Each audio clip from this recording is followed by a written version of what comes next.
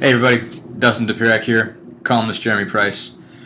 Thought we'd break out the scoop talk for the exhibition coming up tomorrow. It's going to be the first time to see Indiana, this brand new Indiana team, play someone else other than themselves on Hoosier Hysteria. A lot of intrigue, I think, because you go into this one just really not knowing what you're going to see from this Indiana team, and it doesn't even sound like Tom Crean's entirely certain what you're going to see. Very lot of intrigue. Had the kind of pregame press conference today. Talked to Crean about just kind of where they've come, how far they've come, what he likes, what he doesn't like, and what he wants to see. And I think one of the big news today is you're not going to see everybody. You're not going to see Stan Robinson. His bruised knee apparently is not quite healed yet, and Crean said it was something magical or miraculous was going to happen for him to get in the game. Luke Fisher's only been back for about 3 days. Peter Jerkin has not been back for very long from going to visit his ailing father in the South Sudan. Troy Williams apparently has only been playing two-handed for a week. So it's hard to tell what this team is going to look like. So there's just a general lot of intrigue going on here. Yeah, it is really interesting, and I guess the biggest thing is I'm not sure how much really gets answered tomorrow night, to be honest with you. I mean, it'll be a starting point, but it's just barely a starting point to jump off. I mean, I think what this team looks like in its second exhibition is probably going to be vastly different than what you see tomorrow night even. No, it could very well be. I mean, there was just a lot of things that came out today that made you say, oh, okay, that's that's what's going on? Okay.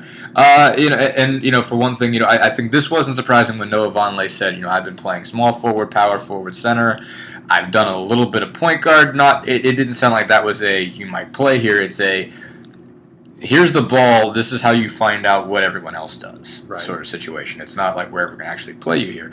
But Yogi Ferrell said Jeremy Hollowell has played the point, which I thought was fascinating. Yeah, in a bunch of ways. It's a very intriguing idea. And it certainly opens up the floor for a lot of other possibilities. Mm-hmm. And I think Hollowell does have the versatility to be able to do that. I mean, he is a good ball handler, and he can be a good passer as long as he keeps himself under control.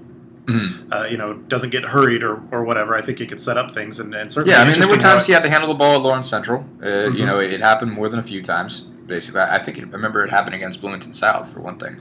They were for a long time they were trying to, because they were basically doubling in the post. Just sort of, they had a guy more or less just face guarding him. And that was one way he did it, just to make sure he had the ball at the beginning and initiated offense, got it to other people, but took the ball out. I think it was Tyler Conley, I think was the point guard at the time, and took it out of his hands or just gave it to Jeremy just so he had it. So he's shown he can do it in the past. Yogi said he did all right. Mm-hmm. I was a little bit surprised at that.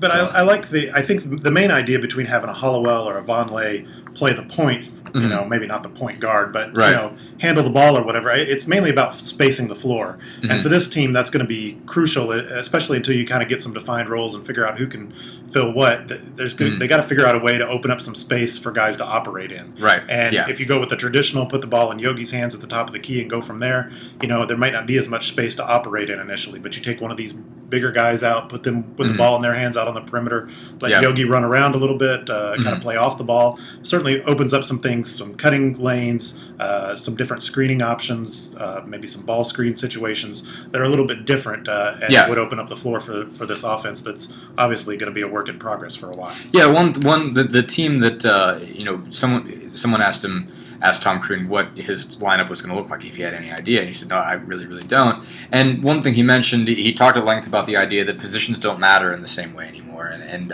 he very much, more than he pointed to college, he pointed to the NBA, and he's pointed specifically to the Heat, to the Miami Heat, which certainly he has, followed very, very closely, went to some games, obviously with Dwayne Wade being, one of his favorite proteges, I guess. I don't know if protege is the word I'm really looking for there, but students or whatever, and watch that group very, very closely. And what Miami has done, kind of the big sort of transition they made as a team was, not trying to put LeBron James in a position, just sort of allowing him to be a player, just let him sort of go, even as this 6'9", 250, 260-pound guy or whatever. I think that's something obviously that stood out to him. Now, Indiana doesn't have LeBron James necessarily, but you see just in the fact that Hollowell is even that's even a thing, that's even a thought, that he's looking at that, because Hollowell, I think if you were to pin him in traditionally with this group, is that Christian Watford-esque stretch four, more or less. So moving him and allowing him to play point guard is kind of the same sort of situation, having a big guy that can handle the ball. And I think the other part of that is what kind of mismatches can be created there. Absolutely. Whether if it's a big guy on a Hollowell or a Von Lake and they take them off the dribble, create something that way. If they're good enough at that, does that force the other team to go the other way and put somebody smaller and quicker? Yeah. And what kind of matchups does that create as a result? Because one of the things you do, one of the things LeBron does is he'll bring the ball up, pass it off, and then go post up. Is that something that they would look to do? Try to take advantage of that. That if you're putting on a guy that's trying to guard him when he's handling the ball, maybe it moves inside. Now, obviously, again, Yogi Ferrell's this team's point guard, so there's only going to change it up so much. Right. But as one thing, he also, Ferrell was even talked about it a little bit today about playing off the ball a little bit, because as much as he's not a very good shooter, there's not a lot of other established shooters on this team either. So maybe if he has made a lot of strides as he believes he has, in some cases you might want to get him catch and shoot opportunities. He's as reliable as anybody else in that position. So that might be something that they want to shake up. But it's very interesting across the board. Obviously, it sounds like a guy like Devin Davis is going to play a lot, and the one discussion of him always is, what's Devin's position? He's 6'6", 6'7", but he's not a wing. He's really a forward. He's a guy that operates out of the post, not off of the perimeter. So what do you do with him exactly? Well, I mean, if you're taking away, as Crean said, the labels, that's a guy that becomes a lot more valuable, maybe. So it's going to be very interesting to see what he looks for. And what a non-traditional, I guess, non-conventional lineup, is going to look like.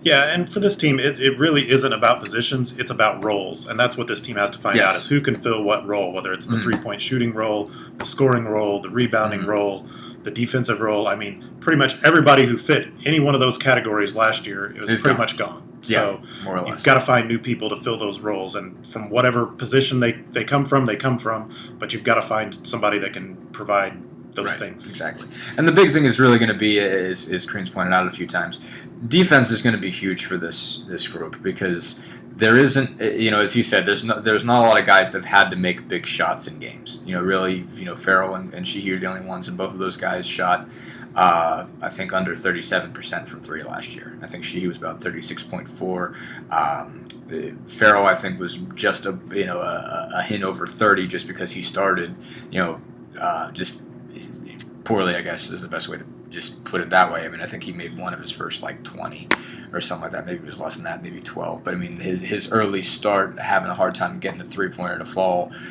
even when he kind of hit a level, I think the rest of the year, it still dragged him down. So you just don't have that same level of offensive cohesion, and what they want is easy baskets off in transition. They've got a lot of length. They feel like they can get in passing lanes, harass ball handlers, that kind of thing.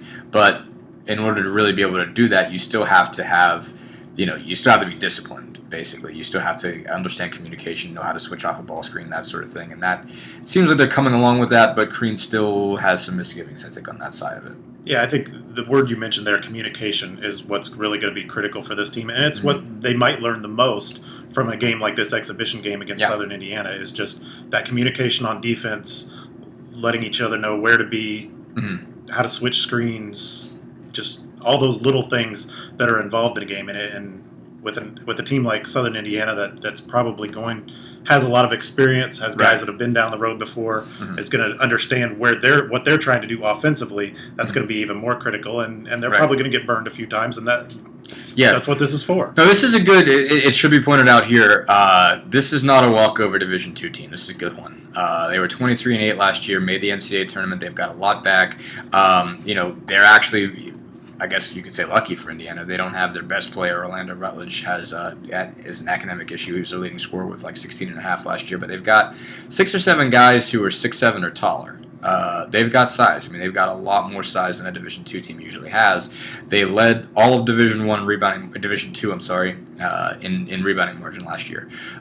So they've got guys that physically are going to be able to at least give Indiana a game. They're not going to have maybe the pure athleticism necessarily, but they're going to have some size. It's not going to be like they're, jumping over. They're not jumping over midgets here or anything like that. This is not like beating up, finding some random JV team. I mean, these guys are legitimately built like basketball players. So it's not going to be easy. It's a team that's just a good motion offense. As Kareem said, a really good cutting team. I think they shot about 47% from the field last year, averaged about 75, 76 points. They used to be able to put points on the board, able to shoot it well, able to rebound it well, able to defend pretty well.